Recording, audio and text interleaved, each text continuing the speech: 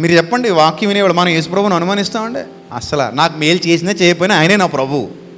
నాకు ఆరోగ్యం ఉన్నా లేకపోయినా ఆయనే నా ప్రభు. నేను బతికినా సచ్చినా నా యేసే నా ప్రభువు, నా యేసే నా రక్షకుడు. ఇది నా విశ్వాసం. ప్రభువా నువ్వు నాకు మేలు చేయకపోయినా పర్లేదు ప్రభువా. షడ్రక్ మెషక్ అబేద్నెగోలు ఏమన్నారు? రాజా, ఓ రాజా, ఇదిగో నువ్వు అగ్నిగుండంలో వేసేస్తావా? వేసేసుకో. మా దేవుడు మమ్మల్ని రక్షింపగల సమర్థుడే, మాకు డౌట్ లేదు ఆయన మీద. ఒకవేళ అరే నాయన మిమ్మల్ని రక్షించను రా, కాల్చేస్తాను, నన్ను నమ్ముతారా నమ్మర్రా మీరు అని నా ప్రభువు కనుక నన్ను అడిగితే నేను అంటాను ఒక విశ్వాసిగా, ప్రభువా నువ్వు రక్షించినా రక్షించకపోయినా, అగ్నిగుండంలో నాకు దేవదూతను పంపించి నన్ను కాపాడినా, నన్ను కాపాడకపోయినా, ఆ అగ్ని జ్వాలలకు నన్ను ఆహుతి చేసినా, నన్ను విడువని ఎడబాయని ప్రేమమూర్తివి తండ్రి. చచ్చినా నీ దగ్గరే ఉంటాను, బతికినా నీతోనే ఉంటాను ప్రభువా. నీ మీద నాకు అనుమానం లేదు ప్రభువా. ఐఎమ్ యువర్ రియల్ సర్వెంట్ అని చెప్తాం. That is our faith. దేన్ని బట్టి వచ్చిందయ్యా నీకింతటి విశ్వాసం విజయ్ బాబు అని నన్ను అడిగితేనే అంటాను, ఎస్ నా ప్రభు యొక్క సత్యాన్ని లోపల మింగేసి తినేసి లోపలంతా కుక్కేసుకుని కూర్చున్నాను కనుక అది ఇచ్చే శక్తి, ఆ సత్యం యొక్క శక్తితో నేను ఇంత విశ్వాసము గలవాడనే మాట్లాడుతున్నాను. ఒకవేళ ఏదైనా జరిగి మీ అమ్మగారు పరలోకం వెళ్ళిపోయి ఉంటే ఏం చేద్దరండి అంటే, సంతోషంగా ప్రభుకు కృతజ్ఞతాస్తుతులు చెల్లించి, ప్రభు మా అమ్మని తీసుకున్నావా, నన్ను కూడా తీసుకుందు కానీ తొందరలో వచ్చి అప్పుడు మా అమ్మను కలుసుకుంటానంటాను తప్ప, మా అమ్మే దొరికిందా నీకు ఇంతమంది అమ్మలు ఉండగా అని నేను అన్ను. అర్థమైందా? యెహోవా ఇచ్చాను, యెహోవాయే తీసుకోనేను. నేను ఆ రోజు కూడా ఒకటే ప్రార్థన చేశాను, తండ్రి నీ చిత్తమే ప్రభువా. మా అమ్మ ఇంకా 10 కాలాల పాటు మాతో పాటు ఉంటే మాకు సంతోషం, మాకు ఆనందం. పెద్దవాళ్ళు ఉండాలి ఇంట్లో, వాళ్ళు ఉంటే మనకు ఆశీర్వాదం. సరే లేదు మీ అమ్మ నాకు కావాలంటావా తండ్రి, నీ కుమార్తెని నేనెవరు ప్రభువా ఆపమని అడగటానికి? నన్ను కావాలన్నా తీసేసుకో అంతే. స్టెఫను యవన దశలో వెళ్ళిపోయాడు. నేను నీకు ఏది అడ్డు చెప్పను తండ్రి, నువ్వేం చేస్తావో చేయి ప్రభువా, శోధనలో గుండా నన్ను నడిపిస్తావా, నడిపించు ప్రభువా, నీ చిత్తమే సిద్ధించునుగాక. ఆపదలు నన్ను వెన్నంటి ఉన్నా, అగ్నిగుండాలలో నన్ను పడవేస్తున్నా, సింహాల బోనులో నన్ను వేస్తున్నా, ఆకలి దప్పులు నన్ను ఆవరిస్తున్నా, ఖడ్గం నా పేక ముందుకొచ్చి నిలబడి నన్ను తెగనరకటానికి ప్రయత్నిస్తున్నా, ప్రభువా నిన్ను విడువను ఎడబాయను, నీవు మాత్రమే నా రక్షకుడవు తండ్రి. నువ్వు ఇస్తే నిన్ను పొగిడి, నువ్వు ఇవ్వకపోతే నిన్ను తిట్టే దరిద్రుణ్ణి కాదు ప్రభువా. లాజర్ లాంటి విశ్వాసం తండ్రి. కుక్కలొచ్చి కురుపులు నాకుతున్నా దేవుని నామానికి మహిమ కలుగునుగాక. ఆకలితో అలమటిస్తూ పేగుల్లో నుంచి కేకలు వినబడుతున్నా, వీణ మీటుతున్నప్పుడు వచ్చే స్వరాలు వచ్చినట్టు వస్తాయి. ఆకలి బాధ ఎలా ఉంటుందో అది అనుభవించిన వాళ్ళకి తెలుస్తుంది. పేగుల్లో నుంచి శబ్దాలు వచ్చేస్తుంటాయి బయటికి. అలాంటి శబ్దాలు కడుపులో నుంచి వినబడుతున్నా, ఎవ్వరు నన్ను పట్టించుకోకపోతున్నా, నాన్న వాళ్ళు నాకు లేకపోయినా, అయిన వాళ్ళందరూ నన్ను తృణీకరించిన, లోకమంతా నన్ను నిందిస్తున్నా, లోకమంతా నన్ను హింసిస్తున్నా, ప్రభువా నా పక్షాన ఎవడు నిలవకపోయినా ఒంటరిగా నీ కోసం పోరాడుతూ విశ్వాసమందు భాగ్యవంతుడిగా చచ్చిపోతాను తప్ప చచ్చేంత వరకు ఒక్క మాట కూడా నోట్లోంచి నిన్ను నిందించి చావను తండ్రి. అది ఆనాడి లాజరు విశ్వాసం, యోబు విశ్వాసం, ఈనాటి మన విశ్వాసం. ఈ విశ్వాసపు స్థాయి అద్భుతాల కోసం పరిగెత్తే వాళ్ళలో ఉండదు. ఇది పచ్చి నిజం. ఎవడు సత్యం కోసం పరిగెత్తుతాడో వాడు మాత్రమే చెప్తాడు ఇంత ధైర్యంగా, ఇంత రోషంగా, నాకేమున్నా లేకపోయినా నా ప్రభు ఉంటే చాలు, నాకు ఆయన నిత్య జీవితం ఇస్తే చాలు, ఆయన తప్ప నాకు ఇంకేమీ అక్కర్లేదు. దేవా నీవు చాలు తండ్రి, నీ కృప చాలు ప్రభువా, నీ కృప చాలు ప్రభువా. అది నిజమైన విశ్వాసం. ఇది విశ్వాసుల్ని తీర్చిదిద్దే బోధకుడి లక్షణం. బోధలో ఉన్న దొమ్మ లాంటిది. జరగలేదా? జరగలేదు. అగ్నిగుండంలో పడేసావా? పడేస్తావు. రాజు ముందుకెళ్ళి చెప్తున్నారు, వేసేవాడు రాజే, మళ్ళీ ఇంకొకటి ఎవడో కాదు, వేసేవాడు ముందుకెళ్ళి చెప్తున్నారు ధైర్యంగా. ఏం గట్స్ అండి బాబు, ఏం గుండె ధైర్యం వాళ్ళకి. వేస్తావా అగ్నిగుండంలో? వేసుకో నీ ఇష్టం, నీ ఓపిక. అరే ఇంకా పెంచండి 7 అంతలు పెంచండి, గుండాన్ని ఎంత పెంచండి? 7 అంతలు పెంచండి. వేసినోళ్ళు కాలిపోయారట. అయ్యి బాబు ఎలా పెంచారు చూడండి. అది విసరడానికి వెళ్ళినోళ్ళు ఆ మనుషుల్ని కాళ్ళు చేతులు కట్టేసి విసరడానికి వెళ్ళినోళ్ళు కాలిపోయి ఉంటారు.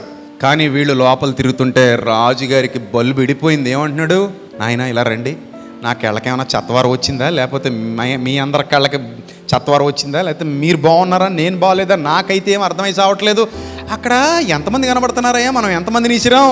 3 ఇసిరాం స్వామి. కానీ అక్కడ ఎవరో 4 ఆయన పకోడీలు తింటూ తిరుగుతున్నాడు బాబు, బఠానీలు తింటున్నాడు. అంత చక్కగా మార్నింగ్ వాక్ వచ్చినట్టు అగ్నికొండలో తిరుగుతున్నాడు బాబాయ్. ఎవడ బాబాయ్ ఆయన వెంట వీళ్ళు కూడా ఏదో మార్నింగ్ వాక్కి వెళ్ళినట్టు బీచ్ ఒడ్డున చల్లగాలి ఆస్వాదిస్తూ నడుస్తున్నట్టు వేసినోళ్లే కాలిపోయారు కదా, బూడిదైపోయారు, చూసాం కదా. వీళ్ళు ఏంది బాబాయ్ ఆ అగ్నికొండలో అలా తిరుగుతున్నారంటే అది దేవుని శక్తి. వీళ్ళ విశ్వాసం ఎంత గొప్పదో చూడండి. చేస్తే చేయి ప్రభువా, చేయకపోయినా మాకేం పర్లేదు ప్రభువా, నువ్వేం బాధపడక తండ్రి నిన్ను ఇబ్బంది పెట్టం ప్రభువా, మమ్మల్ని అలా తీసుకెళ్ళిపోతావా, వచ్చేస్తాం ప్రభువా నీ దగ్గరికి, ఎప్పుడెప్పుడు వచ్చేద్దామా అని ఉంది ప్రభువా. మాకు కూడా ఇక్కడ ఎక్కువ ఉండడానికి ఇష్టపడట్లేదు, మేము చిరాకు ఉంది ప్రభువా. ఈ లోకం పరలోకంతో పోల్చుకుంటే ఈ లోకం పెద్ద గొప్పదేమీ కాదు తండ్రి.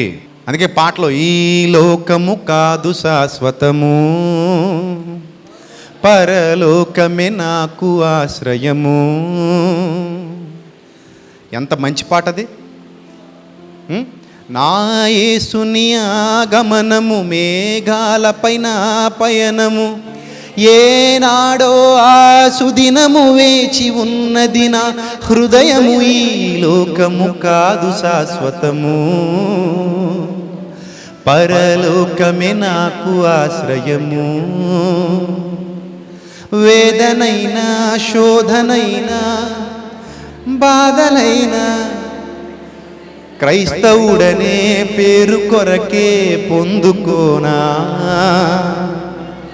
కళ్ళ ముందు ఎన్ని ఉన్నా పట్టిన నూలాగుతున్నా, పైన ఉన్న వాటి కొరకే వదులుకోనా. నా కంట నీరు తుడిచే కన్న తండ్రి ప్రేమ కొరకు రేయి పగలు ఆశపడుతూ సాగుతుంది నా పరుగు. నా గటిపై చెయ్యి వేశాను, ఏది ఏమైనా వెనుక తిరగలేను.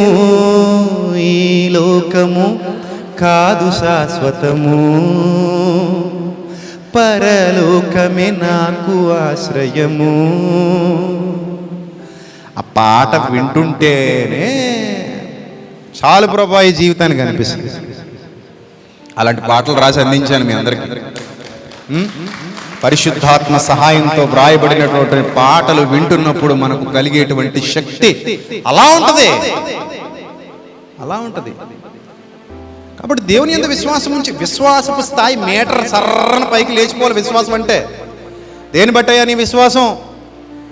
ఏదో రేకుల షెడ్లో ఉంటున్నావట, ప్రభుని నమ్ముకున్నావట, పర్లేదయ్యా, నిత్య జీవంలో నా కోసం రేకుల షెడ్ కంటే గొప్పగా ఉంటుంది, నీకు అది కూడా ఉండదు, అక్కడ జాగ్రత్త అని చెప్తాను నేను, అంతే. అలా ఉండాలి విశ్వాసం అంటే. ఏమయ్యా నీకు అన్నం లేదట కదా, అవునయ్యా గొప్ప అన్నం ఇచ్చాడు దేవుడు నాకు, ఈ అన్నం లేకపోయినా పర్లేదు, మనుష్యుడు రొట్టె వలన మాత్రము కాదు కానీ దేవుని నోట నుండి వచ్చు ప్రతి మాట వలన జీవించునని చెప్పేవాడు విశ్వాసి. అబ్బా అలాంటి విశ్వాసం ఉండాలి.